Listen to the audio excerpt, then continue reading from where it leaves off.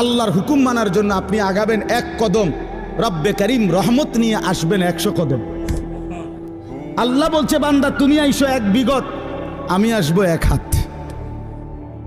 তুমি আসবা 1 হাত, আমি রহমত নিয়ে আসবো 2 হাত। তুমি আসবা হাঁটতে হাঁটতে, আমি রহমত মাগফিরাত নিয়ে আসবো দৌড়তে দৌড়তে। তা রব্বুল আলামিন বলে বান্দা তো আমার দুর্বলী, বান্দা তো আমার পুরা হক আদায় করতে পারবে না, কিন্তু আমার বান্দা আগায় আসলে, আমি তার দিল দেখলে, আন্তরিকতা দেখলে, গুনাহ ছেড়ে দিলে, আমি আল্লাহ লক্ষ কোটি গুণ রহমত নিয়ে তার কাছে আগায় আসবো।